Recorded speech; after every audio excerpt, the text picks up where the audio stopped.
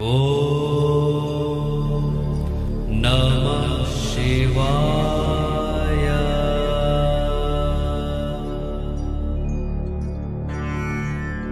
ஓம்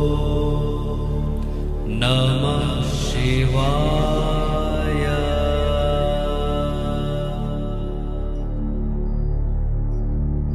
ஓம் நம சிவாய.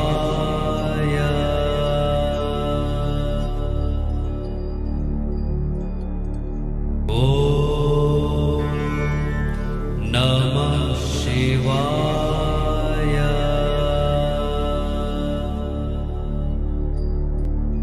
ஓம் சாந்தி. அனைத்து ஆன்மீக சகோதர சகோதரிகள் எல்லாருக்கும் பிரம்மகுமாரிகள் இயக்கத்தின் சார்பாக வணக்கத்தை தெரிவிச்சுக்கிறோம்.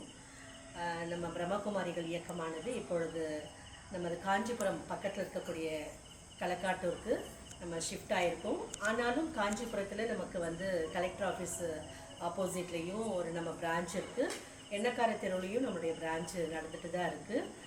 இப்போது இங்கே களக்காட்டூரில் நம்மளுடைய சிவாலயம் என்று சொல்லக்கூடிய ஒரு சிவனுடைய ஒரு கோவில் அப்படின்னு சொல்லலாம். சிவாலயம் என்றாலே சிவனுடைய கோவில் தான். இது இங்கே அமைக்கப்பட்டுள்ளது புதிதாக. இந்த சிவாலயம் இங்கே 12 ஜோதிலிங்க தரிசனம், அப்புறம் கோடிலிங்க தரிசனம், சொர்க்கத்தினுடைய தத்ரூப தரிசனம், கூடவே ராஜயோக தியான படவிளக்க கண்காட்சி, தியான அறை, ஒளி அரங்கம், இது எல்லாமே இதில் அமைக்கப்பட்டுள்ளது. அதனால் இந்த சிவாலயத்துக்கு உங்கள் எல்லாரையும் வருக என்று அன்போடு வரவேற்கிறோம். வாங்க இந்த சிவாலயத்தினுடைய சிறப்பு அம்சங்கள் என்ன அப்படின்றத நம்ம உள்ள பார்க்கலாம். ஓம் சாந்தி. இந்த 12 ஜோதிர்லிங்கம் அப்படின்றது ரொம்பவே புகழ் பெற்றது. நமது பாரத பூமியில் 12 ஜோதிர்லிங்கத்தை நிறைய பேர் தரிசனம் பண்ணுறதுக்காக நிறைய செலவு பண்ணிட்டு நிறைய மாநிலங்களுக்கெல்லாம் போயிட்டு வராங்க. ஆனால் இங்கே பார்த்தீங்க அப்படின்னா எல்லாமே ஒரே இடத்துல நீங்கள் தரிசனம் பண்ணுறக்கூடிய ஒரு பாக்கியத்தை உங்களுக்கு இறைவன் இங்கே அமைச்சு கொடுத்துருக்காரு. முதல்ல நம்ம பக்தின்றது ஆரம்பம் செய்த இடம் எது அப்படின்னா நமது குஜராத் மாநிலத்தில் இருக்கக்கூடிய சோம்நாத் அப்படின்றது. இந்த சோம்நாத் ஜோதிர்லிங்கம்ன்றது இதுதான் 12 ஜோதிர்லிங்கத்திலையும் முதன்மையானது. அதனால் எந்த ஒரு ஜோதிர்லிங்கத்தை இப்போ நீங்கள் இங்கே பார்க்குறீங்க. ரெண்டாவது ஆந்திர பிரதேசத்தில் இருக்கக்கூடிய மல்லிகார்ஜுனர் இன்னொரு ஜோதிர்லிங்கம். இந்த ஜோதிர்லிங்கத்தை இப்போ நீங்கள் இங்கே தரிசனம் பண்ணுறீங்க.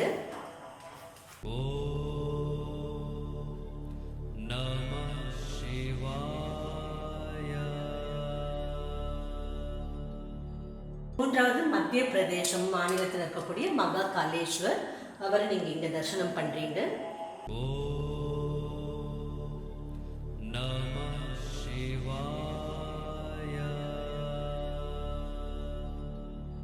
பிரதேசத்தில் இருக்கக்கூடிய ஓங்காரேஸ்வரர் இந்த ஜோதிர்லிங்கம் நீங்க பாக்குறீங்க.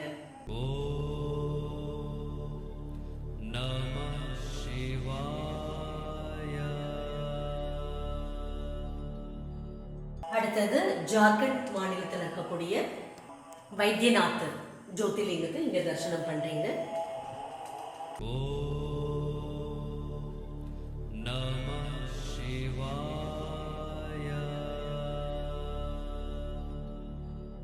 அடுத்ததாக மகாராஷ்டிரா மாநிலத்தில் இருக்கக்கூடிய பீமா சங்கர் ஜோதிர்லிங்கத்தை தரிசனம் பண்றீங்க.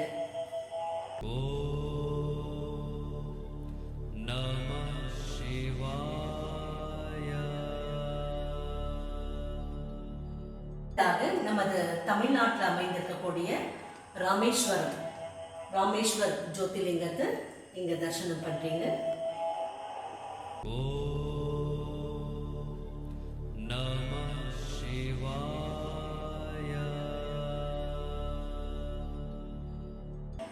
நாகேஸ்வரர் ஜோதிர்லிங்கத்தை இங்க தரிசனம் பண்றீங்க.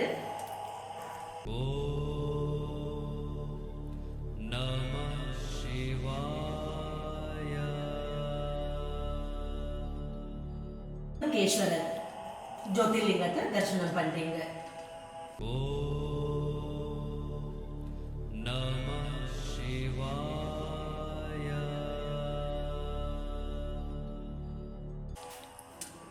அடுத்ததாக உத்தரப்பிரதேசம் மாநிலத்தில் இருக்கக்கூடிய காசி விஸ்வநாதரை தரிசனம் பண்றீங்க.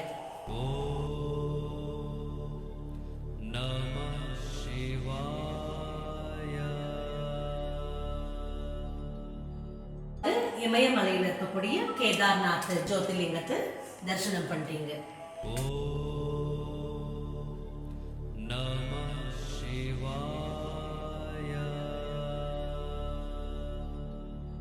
12வது மகாராஷ்டிரா மாநிலத்தில் இருக்கக்கூடிய கிருஷ்ணேஸ்வர் ஜோதிர்லிங்கத்தை தரிசனம் பண்றீங்க.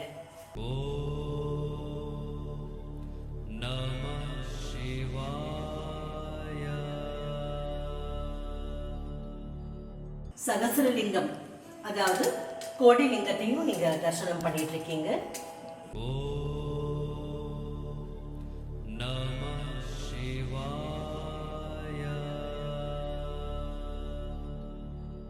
இந்த 12 ஜோதிர்லிங்கம் தரிசனம் மற்றும் கோடிலிங்க தரிசனம் நம்ம செய்யறதோட நோக்கம் என்ன அப்படின்னா, எல்லாருமே ராஜயோக தியானத்தை கற்றுக்கொள்ளணும் அப்படின்றது தான் பிரம்மகுமாரிகள் இயக்கத்தினுடைய நோக்கமா இருக்கு. ஏன் அப்படின்னா, இந்த ராஜயோக தியானம் கற்றுக்கொள்வதனால ஒவ்வொரு தனி மனிதனுடைய மனசுல அமைதியும் சந்தோஷமும் ஒரு மனோபலமும் கொடுக்கக்கூடியது தான் அந்த ராஜயோக தியானம். அந்த ராஜயோக தியானம்னா என்ன அப்படின்றத பற்றிய ஒரு சிறிய விளக்கம் உங்களுக்கு இங்கே கொடுக்கணும். முதல் இது லக்ஷ்மி நாராயணுடைய சித்திரம் படம் நீங்க பாக்குறீங்க. அதாவது இதே பாரத பூமி 5000 வருடங்களுக்கு முன்னாடி சொர்க்க பூமியாக இருந்தது. பரமாத்மா சிவன் இந்த பாரத பூமியை சொர்க்க பூமியாக தான் படைச்சாரு. அங்க லக்ஷ்மி நாராயணுடைய ராஜ்யம் நடந்தது. உலகம் முழுவதும் ஒரே தர்மம், ஒரே குலம், ஒரே மொழி, ஒரே வம்சம், ஒரே ராஜ்யம் நடந்தது. எல்லாருடைய வாழ்க்கையிலையும் அமைதி, தூய்மை, சந்தோஷம், செல்வம் எல்லாமே நிறைஞ்சிருந்தது. அப்படிப்பட்ட சொர்க்கமா இருந்த பாரதம் இன்னைக்கு நரகமா மாறிடுச்சு.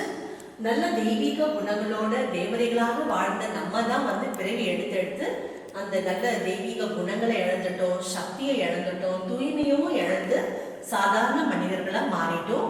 மனிதனும் தேவனாகலாம் என்று சொல்வதற்கிணங்க இந்த ராஜயோக தியானத்தின் மூலமாக நம்ம மனிதர்கள் நம்மளை தேவதைகளாக மாற்றுவதற்காக பரமாத்மா சிவனே நமது பாரத பூமியில அவதாரம் எடுத்து நமக்கு ராஜயோக தியானத்தை கற்றுக் கொடுக்குறாரு. இந்த ராஜயோக தியானம் அப்படின்றது என்ன அப்படின்னா, இறைவன் சிவனோட நேரடியாக நம்ம எப்படி தொடர்பு வச்சுக்கிறது.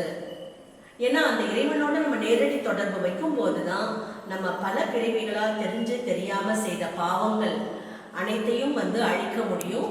இதன் மூலமா நமக்கு மனோபலம் அதிகரிக்கும். மேலும் இந்த ராஜயோக தியானத்தின் மூலமா பரமாத்மா சிவன் கிட்ட இருக்கக்கூடிய அந்த குணங்கள், சக்திகள் எல்லாமே நமக்குள்ள நம்ம கொண்டு வர முடியும். அதுக்காக இந்த ராஜயோக தியானம் என்ன அப்படின்றத நம்ம தெரிஞ்சுக்கிறோம். இந்த ராஜயோக தியானம் செய்யணும் அப்படின்னா அடிப்படை விஷயங்கள் தேவையாக இருக்கு. முதல்ல நம்ம யாருன்னு தெரிஞ்சுக்கணும். ரெண்டாவது பரமாத்மா சிவன் யாருன்ற அறிமுகத்தை தெரிஞ்சுக்கணும். அப்பதான் நம்ம அவரோட நேரடியாக தொடர்புன்றது வச்சுக்க முடியும். இப்போ நம்மளை பத்தி நம்ம தெரிஞ்சுக்கணும். இப்போ நம்ம யாருன்னு கேட்டால் நம்மள ஒரு ஆணு பெண்ணு நம்ம நினைக்கிறோம். நம்ம பேரு, ஊரு, நம்ம செய்யக்கூடிய தொழில் பட்டியல அறிமுகம் கொடுக்கணும். பரமாத்மா சிவன் என்ன சொல்றாருன்னா, இந்த உடல் வேறு, இந்த உடலை இயக்குற சக்தி உயிர் வேறு. அதுதான் ஆத்மான்னு சொல்றோம். ஆத்மா இந்த உடல்ல இருந்தாதான் ஒரு மனிதன் என்று இந்த உடலுக்கு ஒரு மதிப்பு. ஆத்மா போயிடுச்சு அப்படின்னா உடல் ஒரு ஜடமான ஒரு பொருளாயிடுது, அது அழியக்கூடியது. ஆனா ஆத்மா நம்ம எப்போதுமே அழியறதே கிடையாது. அதனால நம்ம ஒவ்வொருத்தரும் நம்மளை ஆணு பெண்ணு அப்படின்னு இந்த உடலை நினைக்காம, நான் ஒரு ஆத்மா, நான் ஒரு ஒளி புள்ளி வடிவமா இருக்கேன். ஆத்மாவில் பார்த்தீங்கன்னா ஆண் பெண், இந்து கிறிஸ்டியன் முஸ்லீம் இந்த மாதிரி எந்த பாகுபாடும் கிடையாது, கலர் வித்தியாசமும் கிடையாது. நம்ம ஒவ்வொருத்தரும் ஒரு ஆத்மா தான். ஆத்மா நமக்குள்ளதான் அன்பு, அமைதி, தூய்மை, சக்தி, குணங்கள், சக்திகள் எல்லாமே நிறைஞ்சிருக்கு.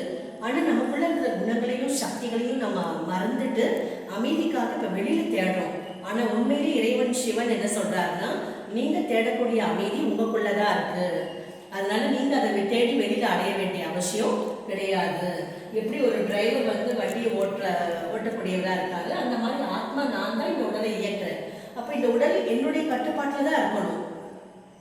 எப்படி டிரைவருடைய கட்டுப்பாட்டுல வாகனம் இருக்குதோ அந்த மாதிரி நம்முடைய கட்டுப்பாட்டுல தான் இந்த உடல் இயங்கணும். அப்போ நம்ம செக் பண்ணி பார்க்கணும், இந்த கண்ணு, காது, வாய், இந்த ஐம்புலன்கள் வந்து நம்ம கண்ட்ரோலில் இருக்கா. ஆனால் இப்போ நிறைய பேருடைய புகார் என்ன அப்படின்னா செல்ஃப் கண்ட்ரோல் கிடையாது. நம்ம எதை பார்க்கணும்னு நினைக்கிறோம் பார்க்க மாட்டேங்கிறோம், எதை பேசணும்னு நினைக்கிறோம் பேச மாட்டேங்கிறோம், எதை செய்யணுமோ செய்ய மாட்டேங்கிறோம். அந்த மாதிரி எல்லாமே இப்போ அவுட் ஆஃப் கண்ட்ரோலாக தான் இருக்குது. காரணம் என்ன அப்படின்னா செல்ஃப் ரியலைசேஷன் இல்லை. எப்போ ஒரு மனிதன் தான் யாருன்ற உண்மையை உணர்றாங்களோ அப்போ தான் தனக்குள்ள மாற்றத்தை கொண்டு வர முடியும். அதனால முதல்ல தன்னை வந்து ஒரு ஆத்மா, உடலுக்கு நான் தான் ராஜா அப்படின்ற அந்த ஒரு உண்மையை நம்ம வந்து உணரணும். இப்போ ராஜா நம்ம என்ன கட்டளையிடுறோமோ அதுதான் இந்த புலன்கள் வந்து செய்யணும். ஆனால் இப்போ தலைகீழாக நடந்துட்டு இருக்கு. புலன்கள் எப்படி வழி நடத்துதோ அது பின்னால தான் நம்மளுடைய செயல்பாடுகள் எல்லாமே நடந்துட்டு இருக்கு. அதாவது ஒவ்வொருவரும் நம்மளை வந்து ஒரு அமைதியான ஆத்மா அப்படின்றத உணரணும்.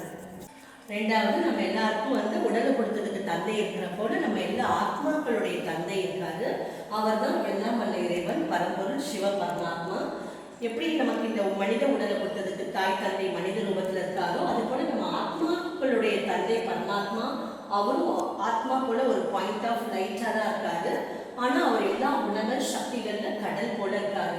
அன்பு கடல், அமைதி கடல், ஆனந்த கடல், கருணை கடல், ஞான கடல், சுகத்தின் கடலாக இருக்காரு.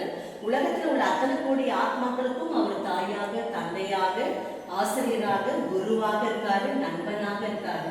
அதனால இப்போ பரமாத்மா சிவன் என்ன சொல்றாருன்னா, நீங்க ஆத்மா அழியறதில்லை, உங்க ஆத்மாக்களுடைய தந்தை பரமாத்மா சிவன் நானும் அழியறதில்லை. இப்போ என் கூட உங்களுக்கு இருக்கக்கூடிய உறவு தான் உண்மையான உறவு. என்ன நீங்க வந்து அன்போடு நினைவு செய்வீங்க அப்படின்னா பல பிரிவுகளாக நீங்க செய்த பாவங்கள் அழியும். அதனால என்ன உங்களுடைய மனசு புத்தியை மற்ற எல்லா விஷயத்திலிருந்து விடுவிச்சு உங்களுடைய மனசையும் புத்தியையும் என் ஒருத்தர் மீது மட்டும் செலுத்துங்கன்றார். இதுதான் ராஜயோக தியானம் என்று சொல்லப்படுகிறது. பரமாத்மா சிவ தந்தையை வந்து நினைவு செய்யணும் அப்படின்னா அவர் எங்க வசிக்கிறாரோ அவர் இருக்கக்கூடிய அந்த இடத்தினுடைய அறிவுகள் நமக்கு தேவையா இருக்கு. பொதுவாகவே நம்ம இறைவா அப்படின்னு நினைக்கும் போது நம்ம எல்லாருடைய கவனமும் மேலதான் போகும். யாரும் இறைவான்னு சொல்லிட்டு கீழே பார்க்க மாட்டோம், மேலதான் பார்ப்போம். ஏன்னா இறைவன் உயர்ந்ததும் உயர்ந்தவர். நிச்சயமா அவர் வசிக்கக்கூடிய இடம் கூட உயர்ந்ததும் உயர்ந்த இடத்துல தான் வசிக்கிறாரு. அதனால இந்த படத்துல பாத்தீங்கன்னா நம்ம இருக்கக்கூடிய இந்த உலகம் இது ஒரு நாடக மேடை. நம்ம எல்லாம் நடிகர்களாக நடிச்சுட்டு இருக்கோம். நடிகருக்கு நம்ம எல்லாரும் எங்க இருந்து வந்தோம் அப்படின்னா நம்ம ஆத்மாக்கள் இந்த பூமிக்கு மேல ஒரு வெள்ளையா சூட்சும உலகம் இருக்கு. அதுக்கும் மேலதான் நம்ம அனைத்து ஆத்மாக்களுக்கும் சொந்தமான வீடு. அதான் பரலோகம், சிவலோகம், பிரம்மலோகம், ஆத்மலோகம் சொல்லக்கூடிய இடம். அது நம்ம எல்லா ஆத்மாக்களுக்கும் சொந்த வீடு. அது வந்து செம்பு நிறமாக சிவப்பு நிற ஒளியாக சூழப்பட்ட ஒரு உலகம், அமைதியான உலகம். அங்கதான் எல்லா ஆத்மாக்களுக்கும் மேல பரமாத்மா சிவன் ஜோதி சொரூபமா இருக்காரு. அவர் கூட தான் நம்ம ஆத்மாக்கள் நட்சத்திரங்கள் போல நாமளும் அவரை போலவே ஒரு ஒளிப்புள்ளி வடிவமாக மேலதான் இருந்தோம், வீட்டில் தான் இருந்தோம் தந்தை கூடவே. நடிக்கிறதுக்காக நம்ம ஆத்மாக்கள் பரமாத்மா சிவ தந்தையை விட்டு நம்ம கீழே இறங்கி வந்து இந்த உலக நாடக மேடையில தாயோட கர்ப்பத்துல போயிட்டு இந்த உடலுன்ற ஒரு சட்டையை அணிஞ்சிட்டு டிராமாவில் நம்ம நடிச்சுட்டு இருக்கோம். இப்போ நாடகம் முடிகிற டைம் நெருங்கிட்டு இருக்கு. எல்லாருமே நம்ம இந்த உடலை விட்டுட்டு ஆத்மாக்கள் எல்லாருமே அந்த பரந்தாமம் என்று சொல்லக்கூடிய நம்மளுடைய சொந்த வீட்டுக்கு திரும்பி போகக்கூடிய நேரம் இப்போ வந்தாச்சு. இந்த கடைசி நேரத்தில் பரமாத்மா சிவனே மேலிருந்து இப்போ இந்த பூமிக்கு வந்துட்டாரு. அவர் இந்த உலகத்துக்கு வந்து 90 வருடங்கள் ஆகின்றது. அதனால பிரம்மகுமாரிகள் இயக்கத்தில் மகா சிவராத்திரியை 90வது சிவ ஜெயந்தி விழாவாக நம்ம கொண்டாடுறோம். பரமாத்மா சிவன் வந்து ஜோதி சொரூபமாக இருந்தாலும் அவருடைய பிறந்த நாள் ஒரு தெய்வீகமான பிறந்த நாள். அதுதான் வந்து 90வது சிவ ஜெயந்தி விழா என்று கொண்டாடப்படுகின்றது. அதாவது நம்ம எல்லாருமே வந்து பொதுவாக காந்தி ஜெயந்தி, கிருஷ்ண ஜெயந்தி கொண்டாடுறோம், பிறந்த நாள் தான் கொண்டாடுறோம். பரமாத்மா சிவன் அவருடைய சிவ ஜெயந்தின்றது என்ன அப்படின்னா சிவனுடைய பிறந்த நாள். அவர் தாயோட கர்ப்பத்திலிருந்து பிறக்க மாட்டாரு. நேரடியாக பிரஜாபிதா பிரம்மா என்று சொல்லக்கூடிய இந்த வயதான பெரியவருடைய உடல்ல பரமாத்மா சிவன் அவதாரம் செய்து இந்த பிரம்மா வாய் மூலமாக நமக்கு இந்த ராஜயோக தியானத்தையும் தெய்வீகமான ஞானத்தையும் கற்றுக் கொடுக்கிறார். பரமாத்மா சிவன் உலகத்தை படைக்கக்கூடியவராக இருக்கிறாரு. படைப்பவர் என்றாலே அவருக்கு தான் இந்த உலக படைப்பு பற்றிய ரகசியங்கள் எல்லாமே தெரியும். அப்போ பரமாத்மா சிவன் நமக்கு வந்து என்ன சொல்றாருன்னா, இந்த மொத்த உலக நாடகமே வந்து 5000 வருடங்கள் கொண்டது. 5000 வருடங்கள் தான் இந்த நாடகத்தினுடைய முழு ஆயுள் காலம். 5000 வருஷங்கள்ல 4 யுகங்களாக நம்ம இந்த நாடகத்துல நடிச்சுட்டு வரோம். முதல் யுகம் சத்தியுகம், 2வது திரேதா யுகம், 3வது துவாபர யுகம், 4வது கலியுகம். ஒவ்வொரு யுகமும் 1250 வருடங்கள். 4 யுகங்கள் சேர்ந்தா மொத்தம் 5000 வருஷம். இப்போ கலியுக கடைசியில நம்ம இருக்கிறோம். இந்த கலியுக கடைசியில பரமாத்மா சிவன் இந்த பூமியில அவதாரம் எடுத்து பிரம்மா உடல்ல பிரவேசம் செய்து நமக்கு வந்து இந்த ராஜயோக தியானத்தை கற்றுக் கொடுக்குறாரு. பரமாத்மா சிவன் இந்த பிரம்மா மூலமாக புதிய உலகத்தை படைக்கக்கூடிய காரியத்தை இப்போ செய்துட்டு இருக்காரு. பிரம்மா குமாரிகள் இயக்கம் மூலமாக இந்த 2 முள்ளு ஒன்னா சேரக்கூடிய அளவுக்கு தான் இப்போ டைம் இருக்கு. அதாவது மொத்தமே பரமாத்மா சிவனுடைய காரியம் இந்த பிரம்மா மூலமாக 100 வருஷத்திலேயே அவரோட காரியத்தை செய்து முடிச்சிடுறாரு. இந்த 100 வருஷத்துல இப்ப 90 வருடங்கள் முடிஞ்சாச்சு. இன்னும் கொஞ்சம் வருஷங்கள் மட்டும்தான் இருக்கு.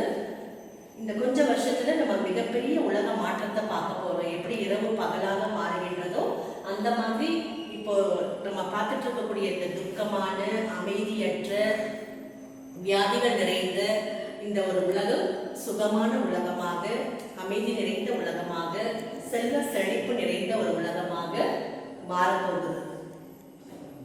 அதனால இப்போ பரமாத்மா வந்து இந்த உலகத்தை புதுப்பிக்கக்கூடிய காரியத்தை இந்த சமயம் பண்ணிட்டு இருக்காரு.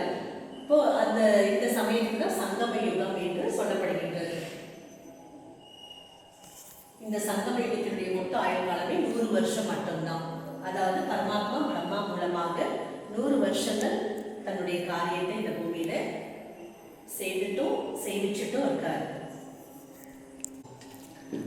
இந்த 4 யுகங்கள் நம்ம பார்த்தோம் இல்லையா, அது ஒவ்வொரு யுகம் எப்படி நம்ம வாழ்ந்துட்டு வரோம், இந்த நாடகத்தில் நடிச்சுட்டு வரோன்றது இந்த ஏணிப்படி படத்தின் மூலமா நம்ம தெரிஞ்சுக்கலாம். முதல் சத்தியுகம், அதுதான் கோல்டன் ஏஜ்னு சொல்றது, பொற்கால பாரதம் அப்படின்னு சொல்றோம்.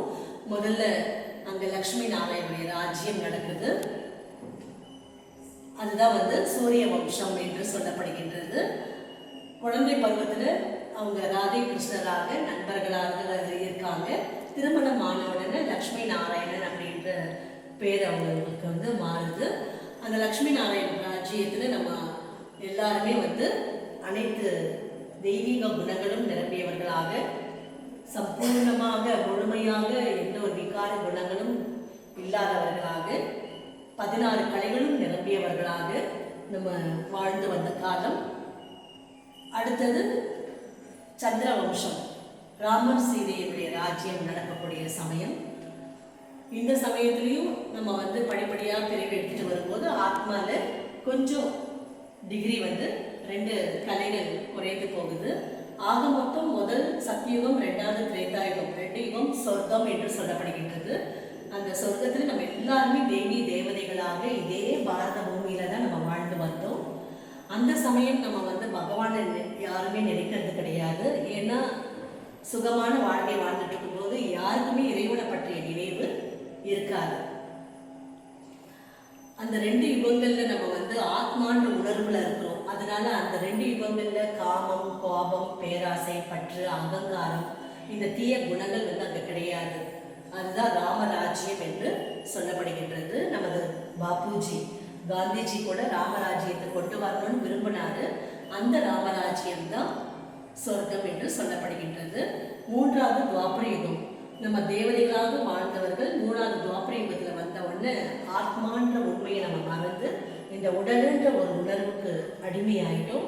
உடல் உணர்வுல வந்த உடனே தான் காமம், கோபம், பேராசைக்கெல்லாம் அடிமையாயிட்டோம். அந்த தீய குணங்களுக்கு அடிமையானனால அந்த சமயம் ஒரு அழிவுன்றது உலகத்துல ஏற்பட்டு ஒரு பெரிய மாற்றம் நடக்குது. தேவதைகளாக வாழ்ந்தவர்கள் சாதாரண மனிதர்களாக மாறிட்டோம். அந்த சமயம் தான் நம்ம முதல்ல பக்தின்றதை ஆரம்பம் செய்யணும்.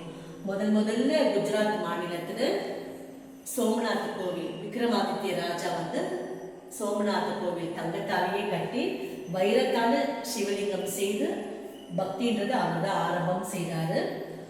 அந்த சமயம் நம்ம வந்து தேவதைகளாக இருந்தவர்கள் சாதாரண மனிதர்களாக மாறின காரணத்தினால நம்மளை தேவதைன்னு சொல்ல முடியாம ஹிந்துஸ்தான்ல வாழ்ந்தனால ஹிந்து மதம்னு நம்ம பேர் வச்சுட்டோம். அதுக்கப்புறம் தான் மற்ற தர்மங்கள் எல்லாமே உருவாகுது. இப்ராஹிம் இஸ்லாம் தர்மத்தை படைக்கிறாரு, புத்தர் பௌத்த தர்மத்தை படைக்கிறாரு. இப்படி படிப்படியாக மற்ற தர்மங்கள் எல்லாமே இந்த துவாபர யுகத்துல இருந்து தான் ஆரம்பமாகுது. இப்போ அப்படியே நம்ம இப்போ கலியுக கடைசி சமயத்தில் வந்துட்டோம். கலியுக கடைசியில் துன்பங்கள் அதிகமானவுடனே கடவுள் பற்றிய நினைவும் அதிகமாக ஆயிடுச்சு. இந்த கலியுக கடைசியில் பரமாத்மாவே அந்த பரந்தாமத்தை விட்டு இந்த பூமிக்கு வந்துட்டார். வந்து பிரஜாபிதா பிரம்மா மூலமாக நமக்கு ராஜயோக தியானத்தையும் தெய்வீகமான ஞானத்தையும் கற்றுக் கொடுத்து மனிதர்களாக இருக்கக்கூடிய நம்மளை தேவதைகளாக மாற்றக்கூடிய உன்னதமான காரியத்தை செய்துட்டு இருக்கார்.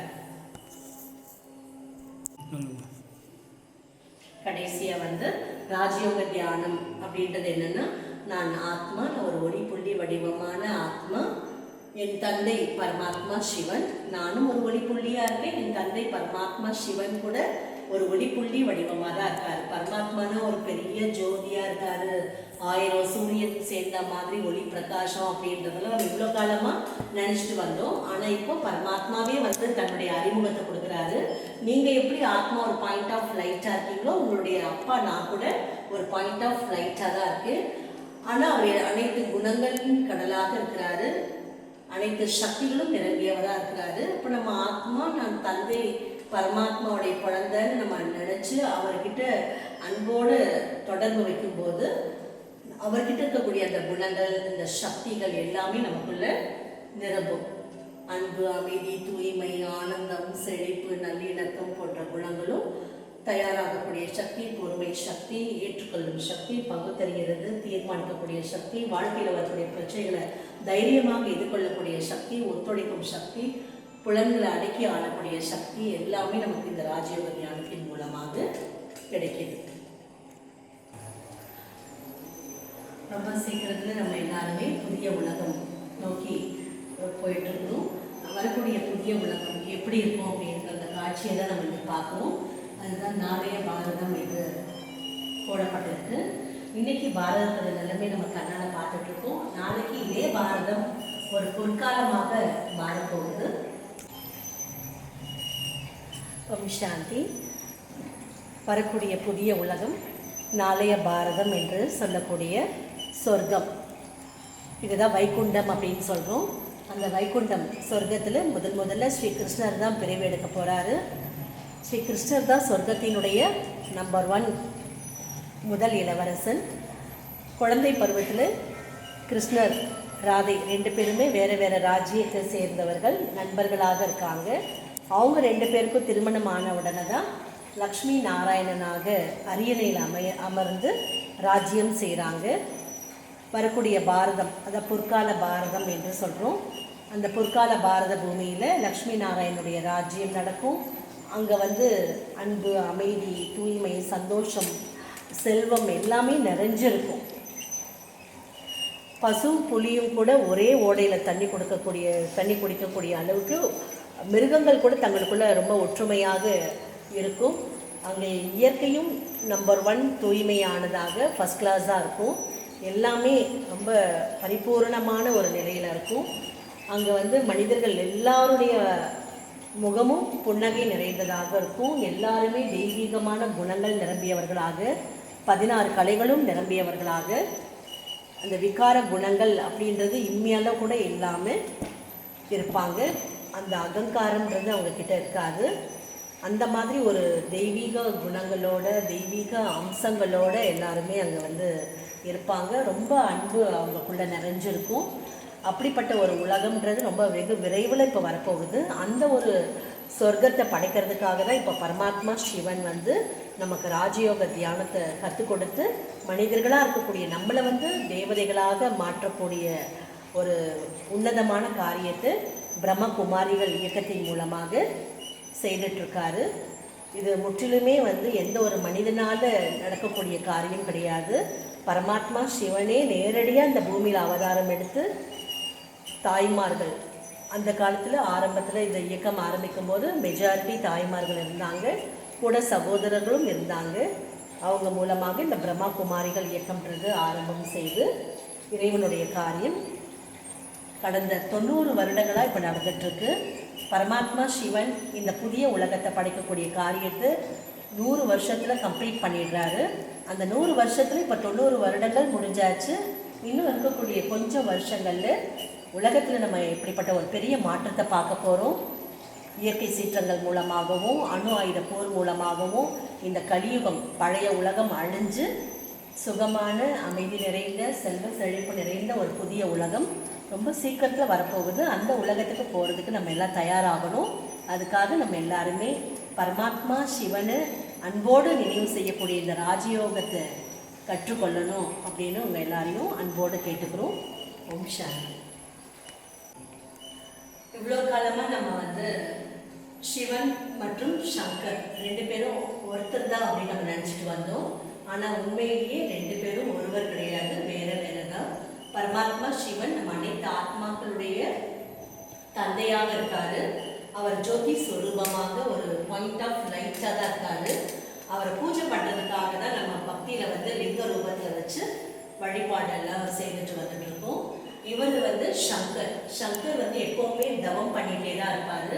யார் நினச்சி தவம் பண்ணுறாருன்னா அவருக்கு முன்னால் சிவலிங்கம் தான் காட்டப்பட்டிருக்கு. சிவனை நினச்சி தான் அவர் தவத்தில் அமர்ந்திருக்கிறாரு. அப்போது பரமாத்மா சிவன் நமக்கு அப்பா, சங்கர் அவருடைய குழந்தை. அப்பா வேறு குழந்தை வேறு. நம்ம எல்லாம் எப்படி ஆத்மாக்கள் பரமாத்மா சிவனுடைய குழந்தைகளோ அந்த மாதிரி சங்கரும் சிவனுடைய ஒரு குழந்தை தான். அவர் எப்போதுமே ஒரு ஒளிப்புள்ளி வடிவமாகவே இருக்காரு சிவன். அவர் எந்த தாயோட கர்ப்பத்தில் விரும்பி எடுக்கிறதுலாம் கிடையாது. அதனால அவருக்கு மனித உடல் என்பது கிடையாது. ஆனால் சங்கர் சூக்ஷ்மமான ஒரு ஒளி உடல் அப்படின்றது இருக்கு. அந்த பரமாத்மா சிவன் இந்த பாரத பூமியில் அவதாரம் பண்ணக்கூடிய நாள் தான் நம்ம மகா சிவராத்திரியாக கொண்டாடிட்டு வரோம். இப்போ நம்ம பிரம்மகுமாரிகள் இயக்கம் வரக்கூடிய மகா சிவராத்திரியே 90வது மகா சிவ ஜெயந்தி விழாவாக நம்ம கொண்டாட போகிறோம். அதாவது பரமாத்மா சிவன் அந்த பிரஜாபிதா பிரம்மா என்று சொல்லக்கூடிய வயதான பெரியவருடைய உடல்ல அவதாரம் எடுத்து 90 வருடங்கள் ஆயிடுச்சு.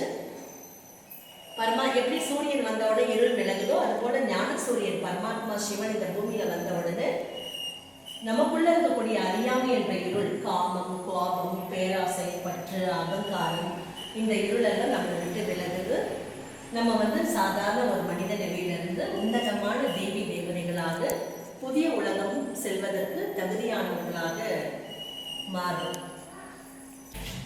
நீங்கள் கேள்விப்பட்டிருப்பீங்க கல்ப விருட்சகம் அப்படின்னு. உண்மையிலே கல்ப விருட்சகம்ன்றது தமிழில் கல்ப மரம் என்று சொல்லப்படுகிறது. இந்த கல்ப மரம் எதை குறிக்குது அப்படின்னா மனித உலகத்தை குறிக்கக்கூடிய ஒரு மரம் இது.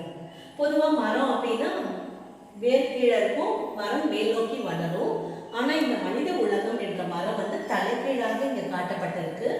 வேர் பாகம் மேலையும் இலை பாகம் கீழே இருக்கு. ஏன் அப்படின்னா இந்த மனித உலகம் என்ற கல்ப விருட்சத்தினுடைய விதையாக இருக்கக்கூடிய பரமாத்மா மேலதான் இருக்காரு, அதாவது பரம் நாமத்துல இருக்கிறாரு. நம்ம எல்லாம் ஆத்மாக்கள் என்ற இலைகள் எல்லாம் கீழே இருந்துட்டு இருக்கோம். பூமியில இந்த டிராமால நடிச்சுட்டு இருக்கோம். புரிஞ்சுக்கிறதுக்காக காட்டப்பட்டிருக்கு. இந்த கல்ப மரத்தை இப்படி நேராக காட்டியிருக்காங்க. யாரெல்லாம் இப்போ பிரம்மகுமார் குமாரிகள் பரமாத்மா சிவன் கிட்ட இந்த ராஜயோக தியானத்தை நம்ம கற்றுக்குறோமோ அவங்க மட்டும்தான் வரக்கூடிய சத்யுகம், திரேதா யுகம், இந்த 2 யுகங்கள்ல தேவி தேவதைகளாக ஆக போகிறோம். அங்கே எல்லாருடைய வாழ்க்கையும் அன்பு, அமைதி, தூய்மை, சந்தோஷம், செல்வங்கள் எல்லாமே நிறைஞ்சிருக்கும். அப்போ ஒரே தர்மம் மட்டும்தான் இருந்தது. பரமாத்மா சிவன் படைக்கக்கூடிய அந்த சொர்க்கம் வைகுண்டத்துல ஒரே ஒரு ஆதி சனாதன தேவி தேவதா தர்மம் மட்டும்தான் இருந்தது. அதுக்கப்புறம் 3வது துவாபரிகம் வந்தவுடனே தான் நம்ம தேவதைன்ற அந்த நிலையிலிருந்து கீழே இறங்கிட்டோம், சாதாரண மனிதர்களாக மாறிட்டோம். அதனால நம்மளை தேவதைன்னு சொல்லிக்க முடியாம ஹிந்துஸ்தான்ல இருந்தனால ஹிந்து மதம்னு பேர் வச்சுட்டோம். அந்த சமயம் இப்ராஹிம் இஸ்லாம் தர்மத்தை படைக்கிறாரு, புத்தர் பௌத்த தர்மத்தை படைக்கிறாரு.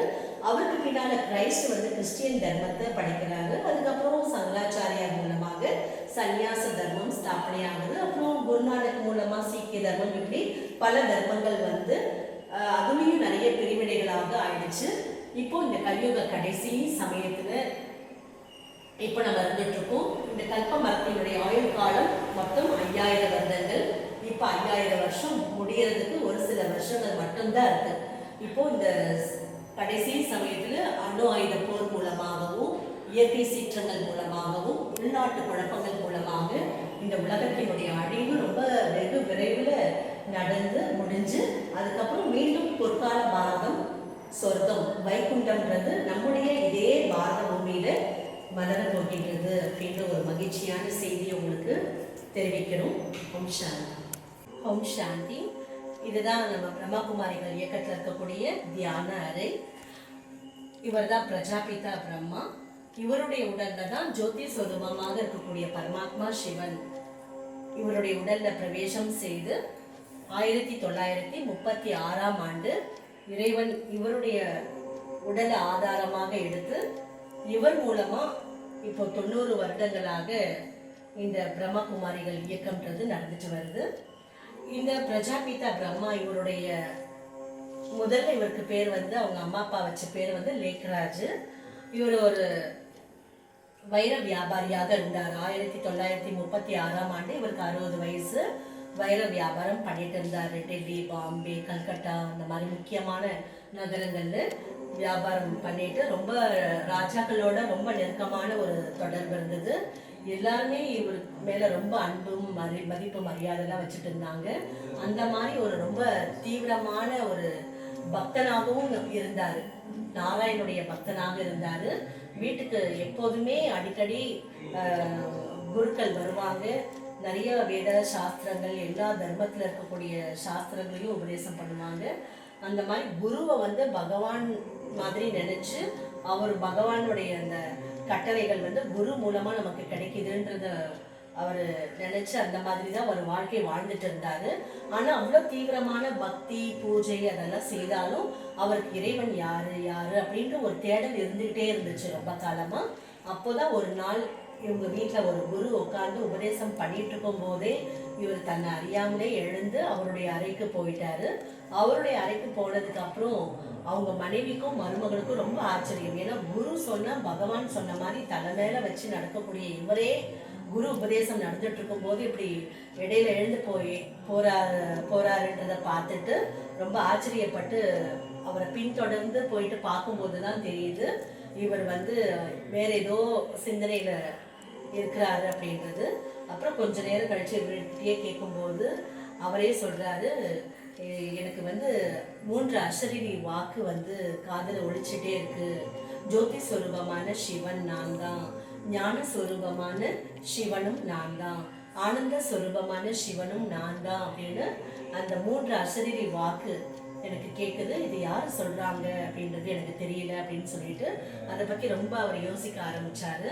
அவங்களுடைய மருமகள்கிட்டையும் தன்னுடைய அந்த அனுபவத்தை எல்லாம் பகிர்ந்துக்கிட்டாரு.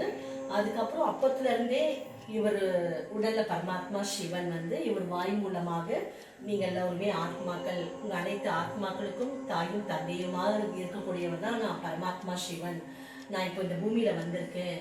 இவர் மூலமா இந்த உலகத்தை வந்து புதுப்பிக்கக்கூடிய ஒரு காரியத்தை நான் செய்துட்டு இருக்கேன் அப்படின்னு சொல்லிட்டு இவருக்கு வந்து பிரஜாபிதா பிரம்மான்ற பேரை வச்சு இவர் மூலமா இந்த இயக்கம் வந்து ஆரம்பமாச்சு.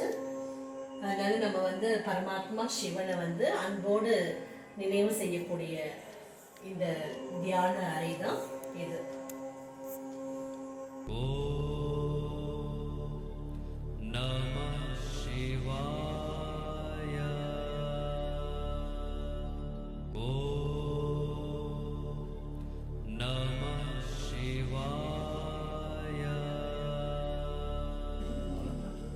ஓம் சாந்தி. இந்த பிரம்மகுமாரிகள் இயக்கத்தினுடைய இந்த சிவாலயத்தில் ஆன்மீக புத்தகங்களும் விற்பனைக்காக வைக்கப்பட்டுள்ளது.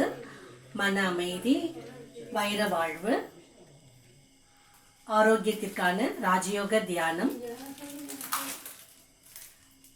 பிரம்ம முகூர்த்தம் அதாவது அமிர்த வேலை என்று சொல்லக்கூடிய அந்த பிரம்ம முகூர்த்தத்தினுடைய மகத்துவம் பற்றியும், தீய குணங்களை நீக்கி வெற்றி அடைவது எப்படி, மேலும் குணமேன்மை போன்ற ஆன்மீக புத்தகங்கள் விற்பனைக்காக வைக்கப்பட்டுள்ளது.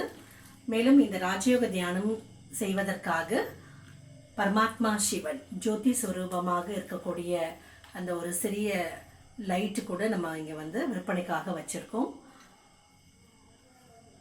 அனைவரும் இந்த ஆன்மீக புத்தகங்களை படித்து பயனடையுமாறு அன்போடு கேட்டுக்கிறோம். ஓம்